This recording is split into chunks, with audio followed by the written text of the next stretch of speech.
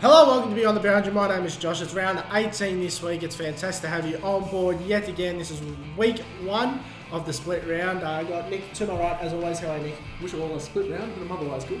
And Vinay, on my left. Hello, Vinay. I'm good, mate. Happy panel today. Very, very happy panel. All our sides got wins on the weekend, and they were pretty good wins, actually. Absolutely. Very, very good wins. And I'm extra happy because I got a point back on you in the tips. You're catching up. The tips, here we go. It was 6 for me and Vinay and 7 for Josh this week. My boy's got one. Who backed his Bombers. He Yes. backed his faithful Bombers. And a bit of a surprise from the Western Bulldogs. So we all got that one wrong.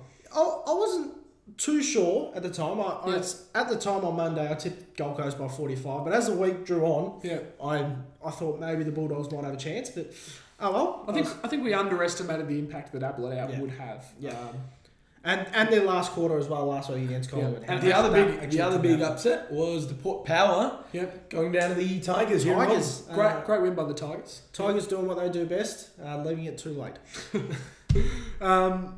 Now, just remember to watch our News and Views show, which we've recorded again this week. We enjoyed it last week. We got some good feedback. Yep. Discussed some issues like BT with his homophobic slur, the good form of Sydney and Fremantle. And the poor form of Port Adelaide. Poor form of Port Adelaide and Collingwood, as well as the ladder and Coleman. It was a great discussion, really. We really enjoyed it. So make sure you tune in and watch it. And also, we will release our tips, as always, on Friday night at 6 p.m.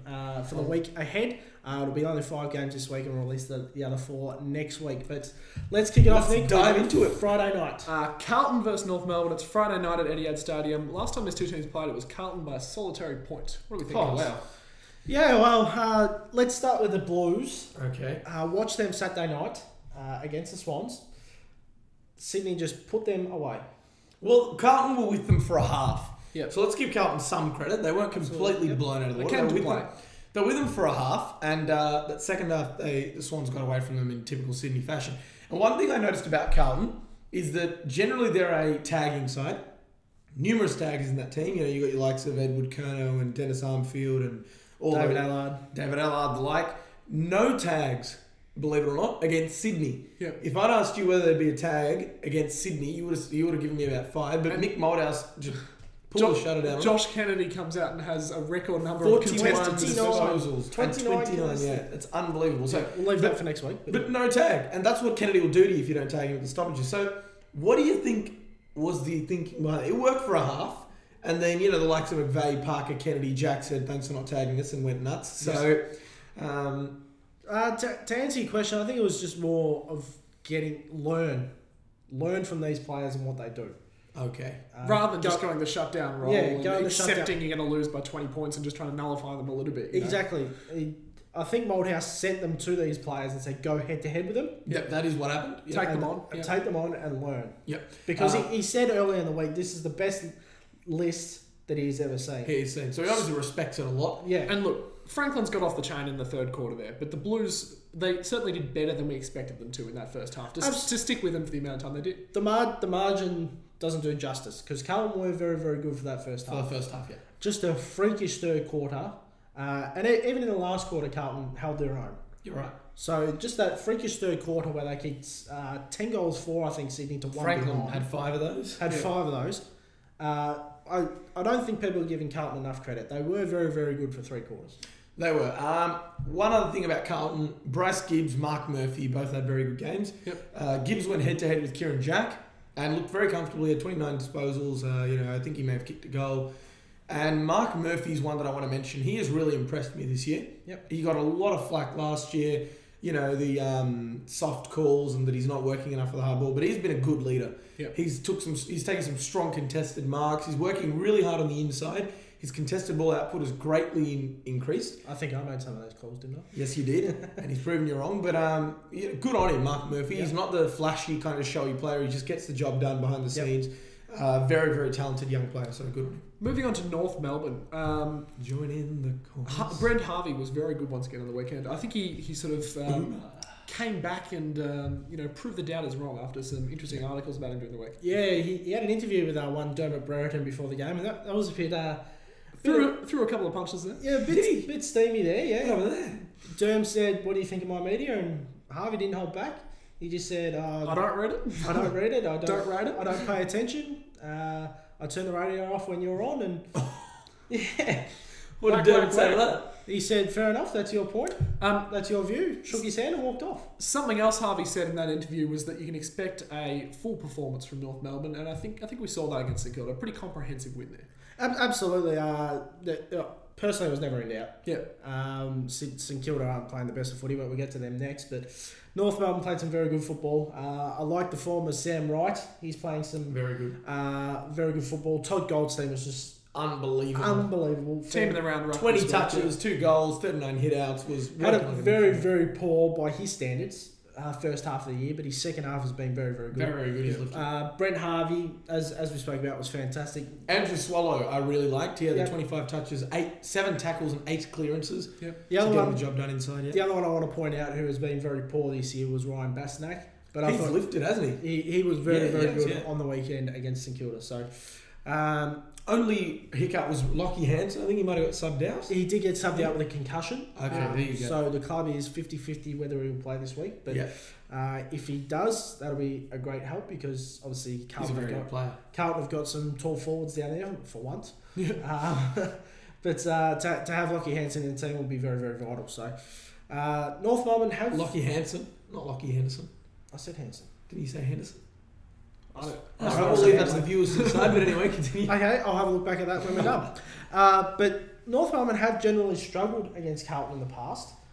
We've seen some great encounters between them in recent times. Especially on Friday nights. Yeah. Friday nights, North Melbourne absolutely love this days. They did build Friday night football. Yeah. They were the ones to bring up the idea and participate in the early 90s and 80s and stuff like that. Definitely, yep. So they do enjoy playing on Friday nights. So you can put this down as a cracking contest, I reckon. Who are we going to tip? North Melbourne just. I think Carlton will run with them. Yep. Just quickly, Mitch Robinson, Chris Young, Lockie Henderson all play the 100th game. Oh, wow. The and crew. David Allard plays his 50th. So the Blue Crew. Milestones that's going to be a very full battle. It is. The Blue Crew, boys. The Blue Crew. But North Melbourne by 15 for me. I'm going to say North Melbourne by 24 points. I think it will be a great contest, but North Melbourne are in some pretty impressive form right now. I'm going to go the other way and tip Carlton, boys. Oh, really? Yep. To be honest, I think North is the kind of side... Carlton has everything that can upset North Melbourne. Yep. They're sort of like what Brisbane were when they beat them at North. Yep. And Carlton, like you said, they were with Sydney for a half, and they'll remember that. They've got some good key forwards for the first time in a while. Their midfielders are extremely good, and I rate them. Michael Jamison's a very good key position defender. We would have been upset about how Buddy got away from him, but I think they can get... As you said, they've been close contests. I'm going to back the Blues, boys. Beautiful. By a good 10 points. 10 points. St Kilda versus Fremantle. It's Saturday afternoon at Etihad Stadium. Last time these two teams played, St Kilda beat the Fremantle B side by 71 points. Pure Thunder. David Armitage, very good on the weekend. Absolutely. He was absolutely phenomenal. Team of the round as well. Yep. But people seem to think we leave players out because they lose. It's individual performance. David Armitage is the only St Kilda player that could hold his head up high after that performance. He had 29 disposals, 11 tackles, and 2 of the 3 goals that St Kilda kicked. Yep. For the whole game. Well, St Kilda, 3 goals, 15. That is just... 3 goals, 15. Yeah, that is just 3-15. Unforgivable. Oh, yeah, for sure. That's 18 scoring shots. Absolutely. That is just... Was it windy down there? What is going on? It was very blustery. It was, yeah. I mean, 3-15 is no excuse. Having said that, North found a way to get the goals. Yeah. So, obviously St Kilda were under a lot of pressure from the side comprehensively beating them there. But, it's just crazy to be that inaccurate. Saying that, though, North Melbourne led by 59 points at half-time. And the margin ended up being 59 points. So... They held their own, much like Carlton in the second half. So they prevented themselves from getting blown away? Absolutely, figuratively speaking. Because it was very windy down there. I still don't think 3-15 because they did miss some very, very easy shots. So, but David Armitage, he was absolutely fantastic. They did get Sam Fisher back. I thought he was very good as well. Yeah. He was. For his first game back. He's a terrific player. He is, yeah, definitely. When he's fit and raring to go, he is a terrific footballer. Well, for first game back, he had 15 possessions at 90% efficiency, and he took 5 or 6 marks. So he's a key cog. And one thing I want to say about St Kilda is that they are actually getting back a lot of their injured players now. Yeah. Tom Hickey's back, Sam Fisher's back. Tom Hickey's their number 1 ruckman, and they've missed him pretty much all year. Exactly. But Billy Long is still developing. Yeah. People forget it's only his 3rd year. So he does need that chop out. He does need that chop out. So he's had the shot of the ruck work by himself for the majority of the time. He has had Reece Stanley, but He's had to do most of the work, but to have Tom Hickey back is a massive. Luke Dunstan also came back and had 19. Yeah. So. Yeah. Moving on to Fremantle, got the job done against GWS. Didn't blow them away to the extent that we expected them to, but they certainly are flying at the moment. Absolutely, they've won 8 in a row. They're, as you said, just absolutely flying. Paul Duffield and Nick Subin play 150 and 100 games respectively. So, Nick Subin. I want to touch on him. I listened to Matthew Pavlich after the game last night. He had massive raps for Nick Subin, and I think it was Eddie Maguire that asked him the question, is it good to see Nick Subin finally playing some consistent good football? And Pav's like, he's been playing consistent football for 3 years. So that just says like under the radar. That's exactly right. It shows how he goes under the radar a bit. He's a very good footballer. He is very gutsy. He's one of those guys that's very good inside and outside. Yep. To me, he strikes me a bit like Dangerfield because he's the kind of guy that can rip the ball out of the contest and just take off and kick a goal from 50. He's a nuggety little bloke. He is. He is a maybe, and I don't condone some of his tactics in the derby, but I'll get to that at some other stage. But good on him for reaching that milestone. Sorry, go on then. 2 players not going under the radar at the moment, Hayden Ballantyne and Nat Fyfe. Oh, thank you. Ballas will miss this week. He's going to have to he'll miss this week through chuck on the suit and the tie and have a sit up in the coach's box for a week. Yes, he will. But Nathan Fyfe, boys, it's going to come to that. It's going to come to the point of the Brownlow night where he's going to be right up there, and he may have the most votes at the end of the count. I do not want to wobble my head, but I do actually. But I actually did say last year, you can ask people this, I did say halfway through last year that Nathan, it's not a really big call, most people could have picked it, but Fyfe would win a Brownlow. Yep. And he probably will. He's an absolute star of the game. He's unbelievable. He was getting a close tag against GWS and he struggled for the first quarter. He only had 4 touches, I think, in the first quarter. Then bang, all of a sudden, 29 it was. And 2 goals and a number of tackles. He's just unstoppable. Absolutely, It's going to be disappointing because I really believe that he may end up with the most votes. I think he will too. And there is a really good photo on the AFL page, for those of you who haven't seen it, of Nathan Fyfe beating Shane Mumford in a hit-out. Mumford's stretched out and Fyfe has just jumped right over him and he's just palmed it down to Sanderlands. Palmed it down to Sanderlands. It's the best photo I've seen all year. You have to look at it. In fact, versatile side I might give it to Nick and he'll link it in the... it's an unbelievable photograph. Unbelievable photograph. Boys, before we give our tips, Nick Riewoldt equals the record for most games captain at St Kilda.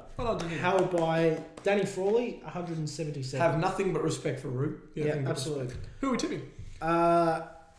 Tipping Fremantle won't rest their side this week with a bye next week. So, but if they do, who are you tipping? Assuming Fyfe, Sandy, Pavlich, Barlow, Pearce, everyone. If they send Peel Thunder over, I'll tip St Kilda. Okay, all right. But if they don't, it'll be Fremantle by 10 goals. Okay.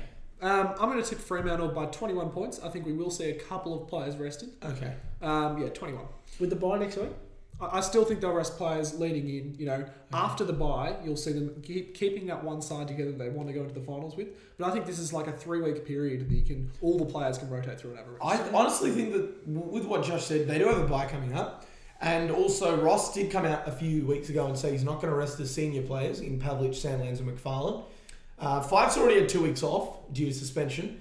And Barlow missed a couple due to injury, so I don't see those two missing. Only one I can see missing is Mundy, and he too missed a few due to injury. I think Freo will get it done by 10 goals, boys. Okay. Moving on, it's GWS versus Geelong Saturday night at Spotless Stadium. And look what he's written there. Very clean. Very clean up there. Last time these two teams played, it was Geelong by 59 points.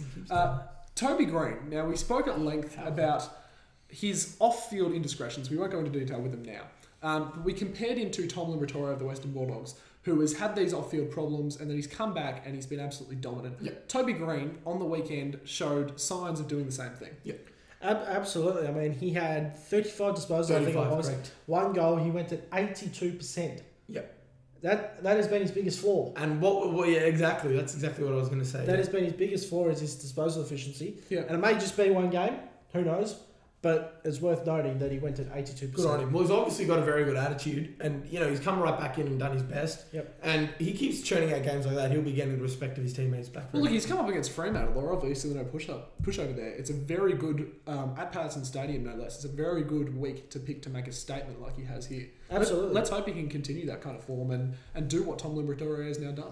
Adam Kennedy plays game 50 as well, boys. Nuggety back pocket. Back pocket, yes. Does like a tagging role every now and then. Yep. GWS will likely get back Adam Treloar and Stephen Caniglio this week. So massive ins to them, adding their depth to the midfield.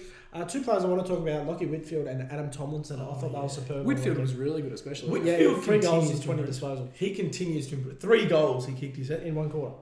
He's just an absolute star. I see so much of Pendlebury in him. Yeah. So much of Scott Pendlebury in him. He's just, he's clean. Yeah. He's that, tall kind of midfielder. He's silky smooth. Makes time slow down around it. Tomlinson as well. Everyone talks about Cameron, Patton, Boyd. Who would you liken? Because he's a big guy that has a lot of pace and can take big marks and kick goals. So there's one guy that he reminds me of. Who?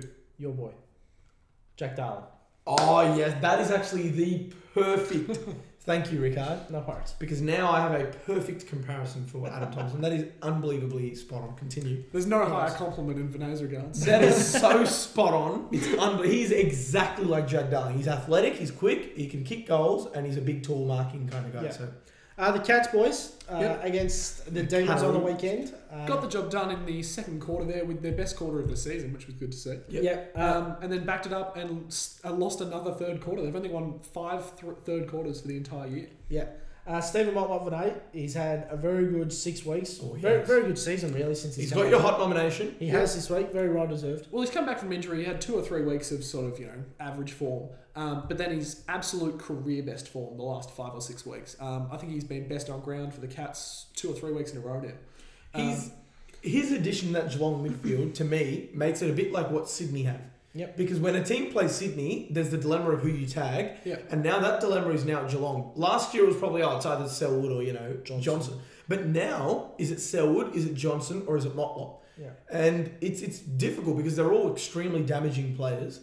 So Geelong is, they've got he's very young as well. Yeah. And one thing I want to ask you, someone in the week floated the possibility of him being a potential Brownlow winner. Yeah. Not this year. Not this year, but do you think at some stage, could he win a Brownlow? What will happen to him when he's tagged? That's a question you've got to ask. He's definitely consistent enough. Yeah. Well, I'm going to isolate the last couple of weeks when he's been purely midfield. He hasn't been playing as a small forward at all. He's been pushing forward, sort of a high half forward role. Luke Parker comes to mind, I guess. And those last 3 weeks, as I said, he's been in the votes every single week. Yep. If this is if he stays in the midfield, if this consistently becomes his role, I don't see any reason why he couldn't be maybe not win a Brownlow, but be right up there with the high vote getters. I agree, but what I'm going to say is he reminds me a lot of Lewis Jetta a couple of years ago. Yeah. Dominant. Jetta started getting the tags, and now he's struggling. Well, he's gotten better, but he was struggling for the most part of the year. What do you think? Do you think once he gets the tag, do you think he'll handle it well? We won't know until we see it. So I think what we're saying is it's too early to make such a big deal. Yeah, well, I think going away from that, we've always seen comparisons between Motlop and Cyril Rioli. And I'm going to say now, we can categorically say Motlop is a better player than Cyril Rioli. Ooh. Cyril Rioli, hear me out. Ooh. Well, do you guys disagree with you? Because Cyril Rioli, Cyril Rioli can break a game open. Yes. He might have 15 disposals and kick 3 or 4 goals. Motlop is now having 30 disposals and kicking 3 goals. He was absolutely superb in that first half. But let's remember, Cyril gets a lot of attention. Yep. He gets a lot of attention. And I don't know, who would you rather on your side at the moment? Well, probably me too. Cyril. Yeah. That's in your opinion there, but I think the only area of the game I think Cyril has over Motlop at the moment is his tackling. Motlop had 0 tackles on the weekend. That's an area of the game he's always struggled with and an area of the game that Cyril is very good at. But as far as winning the ball, using the ball, and even kicking a goal, I now think Motlop is the better player. He's had an absolutely huge impact on that side. Well, big calls, but that's what we're about here on Beyond the Boundary. We'll move on from Motlop. I just did want to quickly talk about Hamish McIntosh, who had his best game for the club. 26 hit-outs, 20 disposals, 15 of them were contested. These are a ruckman stats. 5 marks, 6 tackles, 7 clearances, 3 onside 50s, and a goal on the run. He was absolutely brilliant. And he had a bit of Todd Goldstein about him, I think. Yeah. Well, he was very unlucky, Hamish McIntosh. Todd Goldstein had an absolute blinder. Otherwise, you would have been chewing around. And the last point we want to make about Geelong, Tom Hawkins kicked another 3, I think, on the weekend. He's good for 3 goals a game, isn't he? So consistent. You can rely on him. You don't have to worry that there's going to be forward. You don't have to worry about it whatsoever. You can just rely on him for those 3 goals every single week. My only worry is what happens if he goes down. Ooh, touch wood. Well, there's Josh Walker waiting in the wings. You said that with so much conviction. I reckon if Tom Hawkins goes down, Geelong will win the wooden spoon. Because Josh Walker, you may as well play Jed Beers at full forward. You may as well get me into the Geelong. Tom Hawkins is Geelong's most important player. Correct. I definitely without a doubt. Without a doubt. Boys, who are we going to give our tip to? Well, GWS were leading, I believe, at 3/4 time last time we played them up there. I think it was within a couple of points. I remember that game, actually. Yeah. We thought GWS gave me a heart attack. Biggest upset. Like Ross Lyon, Chris Scott has came out and said, with the bye coming up, he won't be resting any players. Selwood has come back into form. You know, he had some injury worries. So what about Stevie J coming back into form? Stevie J's come back into form as well. Games, yeah. So those players are under an injury cloud. I don't think we'll see them get rested. So I think we'll see a relatively full side go up there and have a pretty complete performance. Who's the tip, boys? Geelong by 43. I'm going to go Geelong by 50. Yeah, I've gone Geelong by 47. Relatively so. Port Adelaide versus Melbourne. It's Sunday afternoon at Adelaide Oval. Last time these two teams met, it was Port Adelaide by 20 points. Port Adelaide have won the last 4 encounters between these two sides. Travis Boak, guys. So, just quickly, that 20-point win was 7 weeks ago. Twice in 7 weeks. That fixture needs fixing. It is. So that fixture needs fixing, says Ricardo. I agree with him. I think there's bigger issues in the fixture than just there is. I think there's bigger issues with the AFL right now. The League One fixture massive. Anyway, Travis Boak. Port Adelaide, Travis Boak. I watched this whole game. The game Port Adelaide played against Richmond, and the game Port Adelaide played against Essendon. Travis Boak is a lone ranger at the moment in that side. He was the only one that dug deep and really gave it everything he had in that third quarter. It was disappointing. Jared Polly lifted a bit, but it was just not enough, and he's just out of sight. They were talking about his. Let's not forget that he's in there for Brownlow contention. Yeah. Let's not forget that, because he's still having 30 disposal games every single week. He's sitting on 14 votes, I believe, in our Player of the Year. So, he could have a big run home, and he's not getting the tag anymore. Yeah. So he could, very likely push. We spoke about it in our News and View show, Vinay, about the loss of Ali Pani Carlisle and Jackson Trengo. Correct. That is having a massive impact on them. Jack Homsch is doing a very remarkable job. A remarkable job. I really rate Jack Homsch, yeah. But the loss of Carlisle and Trengo is just massive at the moment. Well, they're very good key position players. Trengo gives a really useful chop out in the ruck, and Carlisle can actually play off half-back when he needs to. Yeah. It affects the versatility of that team, doesn't it? It hurts the structures, it hurts the versatility, but I don't think you can pin 2 important losses just on 2 players. Oh, no. I think Essendon and Richmond are the better of them, but this is a must-win. No excuses. You've got Melbourne at the Adelaide Oval. You have got to win this, and I feel a sense that Ken Hinkley knows that just as much as we do. Now, there was one piece of play on the weekend against the Richmond Tigers. I think we all know what we're talking about here. Was that goal of the year? Goal of the year by a mile. For me, it was. I was sitting there watching that, and I saw Matt White running along, and I saw Stephen Morris closing him in. I was like, yeah, all right. Stephen Morris is no slow player. He's not. And the fact that, Stephen Morris plays on the small forward every week. So he's built to take on pacey players. And he starts off half back here. He's, 1.5 metres behind him. He's well within range of catching him from the very go. As soon as Morris, came to it, I thought, White obviously has no targets up forward. Otherwise, he would have kicked it already. Yeah. And you see Morris, you're like, yep, that's it. He's going to get tackled here. And then he finds his extra yard of pace from nowhere. He heads to the boundary. He cuts inside. It was absolutely brilliant. No, but he's running, and you're thinking that's his max. Yeah. He's turned on the nitro boosters, and he's just gone. After sprinting about 70 metres, he shows that burst of pace. That was just phenomenal. And he's unbelievable. And then kicked the goal. Still got the composure from 49, 50 metres out. He kicked it. To kick a brilliant goal. And it wasn't an empty goal square. There were a good, few players back there. Oh, gee, that was an unbelievable goal of the year. I'm sorry, Jack McRae and Eddie Betts, but... Jack McRae. Bontempelli. Bontempelli, yeah. I don't think we'll see that get beat. I think that is now the goal of the year. Yeah. Moving on to Melbourne, boys. They have really struggled the last 3 weeks, where we have touched on a little bit in previous weeks, but we are seeing Melbourne of 2011, 2012, 2013 in the last couple of weeks. They've fallen into old habits. At one stage early in that game, it did look like that could be the Cats would break them open and create a really huge margin. They are really, really missing Daniel Cross at the moment. Yeah, he is such a good player. I said I loved him with the Bulldogs and I love him at Melbourne. He's such a role player. I think he's just signed a new 1-year contract. He has. Yes. He has. Yes. That is great news. I'm really happy to hear that because he's an excellent inside ball winner and he's also one of the best taggers that you'll see in the game right now. So I really, really rate Daniel Cross. Is he a chance for coming back? Or? Yeah, he's about a week or two away. So. Right. Well, that's very important for them. Melbourne, we mentioned in News and Views that Paul Roos, he was the one that showed every other side in the AFL how to counter Port Adelaide. So Port are coming back against that man, and he'll be confident because this Melbourne outfit, they're not like last year where they rock up expecting a good effort. They rock up knowing that they can win, and they try to get that win. And they've gotten a few over guys like Essendon, and they almost beat Port. So. And they have won their own the game at Adelaide Oval as well. You're right. Yeah. So Port Adelaide Melbourne they'll back themselves. You're right. They do know how to win at Adelaide Oval. Yeah. I love Bernie Vince. I'm not sure about his haircut at the moment. But Bernie, he's gone the old Big Burn. He's one of my favourite players. He's having a terrific year. Yeah. I think he had another 23 disposals on the weekend. A goal. There was a few question marks earlier in the year about bringing Bernie to Melbourne. Can we just look at it a whole? Melbourne's trading this year. Been perfect. Free agency. They've brought in two very vital players to the team. Dom Tyson has been excellent.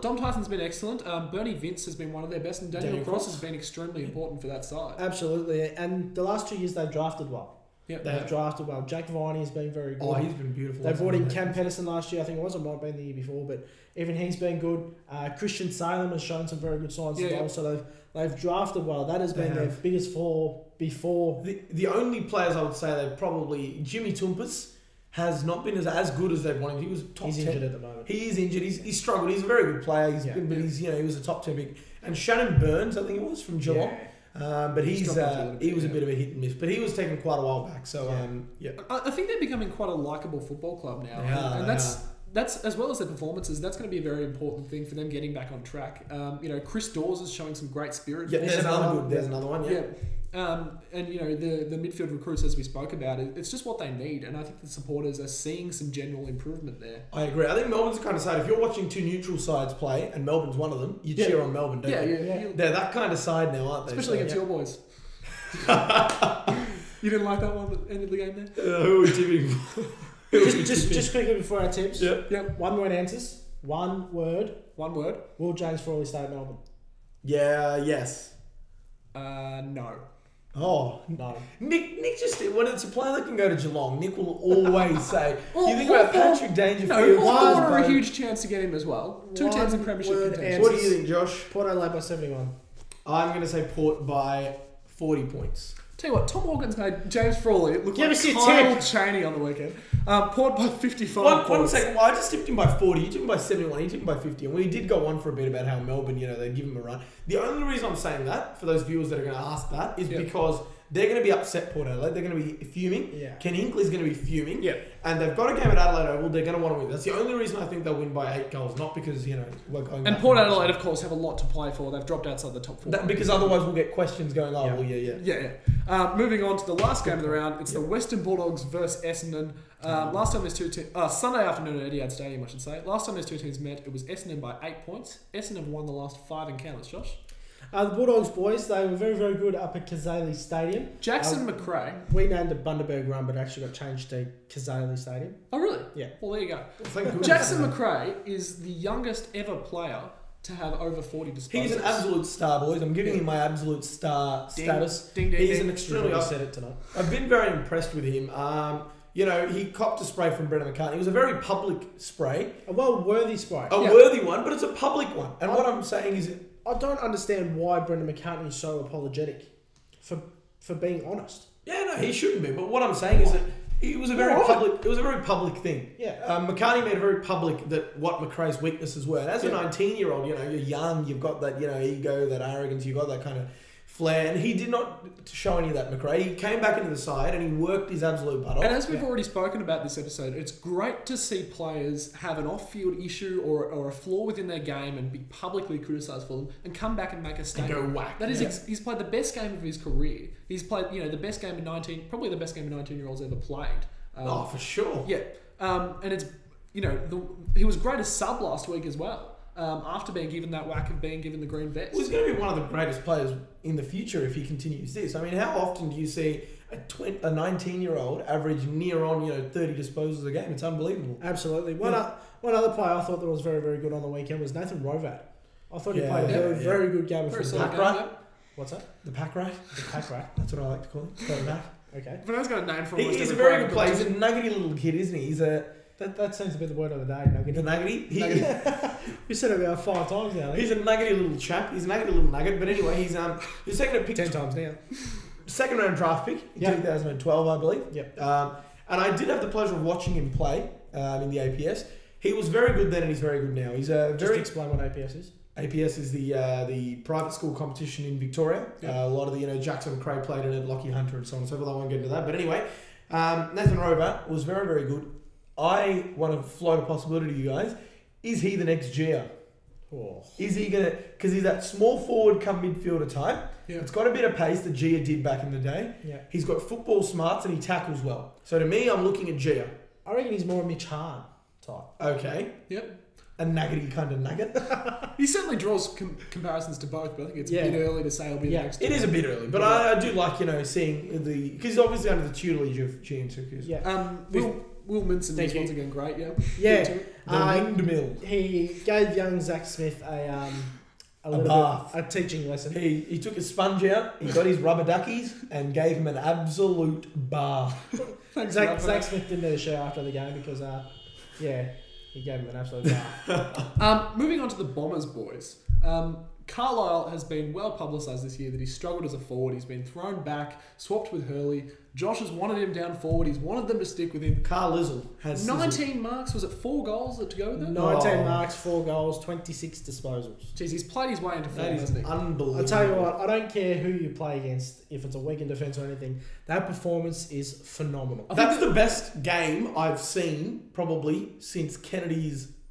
What was it? 11 straight. 11 straight, yeah. That's the best game. The most as a tall forward, you're saying? Or? Yes, no, just as a general player, probably. Okay, yeah. That is unbelievable. 26 possessions, 4 goals, and 8 of those were contested marks. That's He did not bobble 1 mark. I think the record for marks in a game is something like 24. Joel Bowden, yeah. Yep, and he's taken 19 against the Pies in a huge game on the weekend. He really stood up. Absolutely. One thing I said on my Twitter last night was a lot of people... Well, we plug it every week. We do continue. One thing was a lot of people expected Carlisle to be this quick fix. Yeah. He was never, ever, ever going to be a quick fix. It was always going to take at least half the season. Tall forwards always take their time. Exactly. Unless you're Jeremy McGovern. It was never going to be a quick fix, okay? A lot of people say defenders can go down forward, kick goals straight away, blah, blah, blah. Yeah. However, Carlisle has never played forward in his career. Yep. Never. Yep. Okay? So he's gone into the forward line and has had to learn this new craft. It was never going to be a quick fix, and I'm so happy for the kid. He is a kid. He's 22 years old. Yeah, wow. Jeez, you lose track of that, don't you? You do. So you lose track of the fact I'm very, very happy for this kid to have a ripping game on the weekend. Good on you, Buckets. One man I wanted to mention. Speaking of ripping games. He is just off... I love this guy. Paul Chapman. Uncle Paulie. I wish he played every game. He is one of the best Essendon players at the moment. That goal he kicked, good. I believe it was in the last quarter... near the boundary, check so side. Good. Third quarter, good. 45 metres out, check side. No, there is nothing he can't do. He's one of the best kicks in that side. Yeah. I've seen him hit up players 40 metres away with a drop punt. That goal that he kicked in the first quarter, where it was off one step. He stepped in, he banged it through. It was just an unbelievable kick. He tackles like a monster. He had 8 tackles at half time. Yeah. Finished with 8. However, saying that, he set the tone. He did. He set the tone early. He had 8 tackles halfway through the second quarter. I'm sorry, Josh, but this guy has to play every week. I don't like this resting he will now. stuff that He must, and he's going to be a big part of the finals. He can't be sub or anything. He's got to be in that team, treated like a Zaharakis. Yeah. That's how important he is. Well, one more player who is going to be a big player in the finals for Essendon, of course, is Dyson Heppel, if Essendon do make the finals. Yep. Thank you. Dyson Heppel was great. He is a phenomenal footballer. One thing I've noticed... I cannot remember a bad game that he's a future captain of that club. He is. He's our next captain. Yeah. He's the next captain. One thing about him is I've not seen a man read the hit out as well in such a long time. It's ridiculous. The way he reads those hit outs, it's like he knows exactly where they're going even before the ruckman have gone up. You'd like to think he would. He and Paddy Ryder have a very, very good connection. He trusts Ryder very, very much. He doesn't. There's no that half step that some midfielders do. He just runs straight through and trusts Ryder's judgment. Yeah. And Kane Corns said that Dyson Hempel, having tagged Dyson Hempel, Kane Corns said that Dyson Hempel is the closest player to Simon Black that he's ever seen. He's just almost exactly like Simon Black. I hope he brings home as many premierships as he Yep. He weaves his way through. He weaves his way through congestion exceptionally well. Yeah. He tackles well. He's just an excellent player. Draws comparisons to Pendlebury in that way. Yeah. Spendlebury's an absolute star. He is. A few other players I want to give some recognition. I won't go into detail about them, but Kyle Hooker was fantastic on Travis Cloak. Patrick Ambrose was fantastic going forward. Mark Bagley's season has been... Baguli, yep. Has been very, very good. I'll tell you what, how Zach Merritt failed to pick 26, I'll never know. He's all right, I guess. Absolute steal. Man crush building on that kid. He's phenomenal. He's no shooter. Who are we tipping? One more guy I want to mention for Western Bulldogs. People were saying that he wouldn't play well without Griffin. Tom Libba had 28 disposals, 7 clearances. Well, you and I said that. Yep. No, I didn't. You guys brought it up to me. I said he's not that good without Griffin because he gets a hard tag. Yeah. But he had 28 touches, a goal, and 7 clearances. So he's proven everyone wrong there. Yep. Who are we tipping, guys? Courtney Dempsey plays game 100 as well. He's worked himself into some terrific form. Yep, go on. Essendon by 31 for me. Just too much on the line for us. I'm going to go the Essendon. The Essendon, but I might change that. I don't rate Essendon against crapper teams, just like he doesn't rate West Coast against good teams. So, but not a personal thing. It's just I genuinely don't think Essendon show up. I agree with Vinay. I give the Western Bulldogs a big chance at Etihad Stadium, but I do think Essendon will get it done. Too much to play for. 16 points. Heath Hocking will go to Jackson McRae, by the way. Good. Yep. You'd want him to. All right, boys. That wraps up our show. Remember, the next 4 games we'll discuss next week in a separate show. So the Eagles are back. The Eagles. For those teams, enjoy your break. Yep. It's been a ripping show again. Our Twitter handles, JRicard1991, VK Latch. Don't forget, at BTB AFL, our new Twitter account that covers the whole show. And don't forget to check out News and Views. There are some very, very good things that we discuss in there.